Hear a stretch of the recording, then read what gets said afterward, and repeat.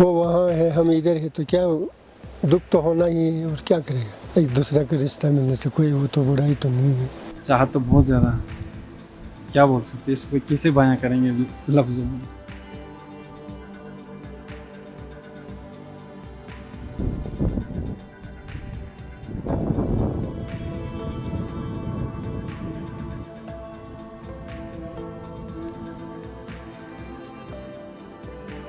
उन्नीस सौ इकहत्तर में था पहले पाकिस्तान में, उसके बाद आ गया इधर।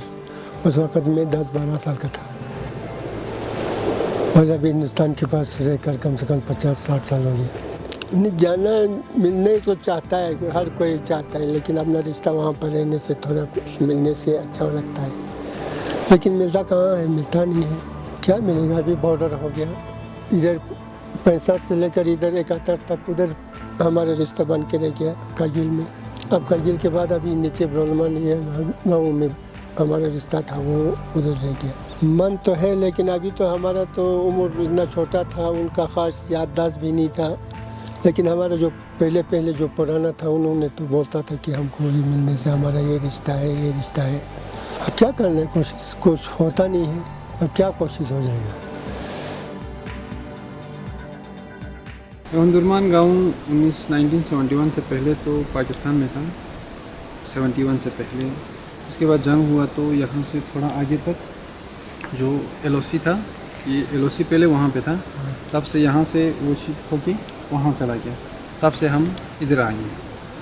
वही उसी का तो हमको अरमान है, सच कहूँ तो उसी जो अभी हम ना तो मिल पा रहे हैं, ना तो कुछ बात कर पा रहे हैं, ना तो यहाँ से फ़ोन होता है, तो अभी तो इसी का अरमान है।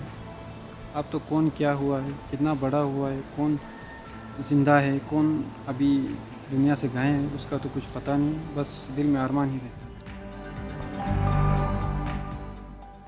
ये महला पूरा पाकिस्तान में था, और वो ब्रोल में बोलता है उसे, वहाँ बहुत रिश्तेदार वहाँ है। उधर जलाड़े हो गया तो उधर फंस गया, वो आधा उधर रह गया, आधा इधर आया। तो बहुत हमारे रिश्तेदारों का शादी हो गया, उधर जो कोई आदमी फौत हो जाता है उसमें बहुत दुख भी हो जाता है। हमारा बहुत है तो 3-4 घर, कोई दूसरा रिश्तेदार कोई नज़दीक है, मिलना चाहता है ना, क्यों नहीं, वो तो अगर मिला तो क्यों नहीं चाहेगा।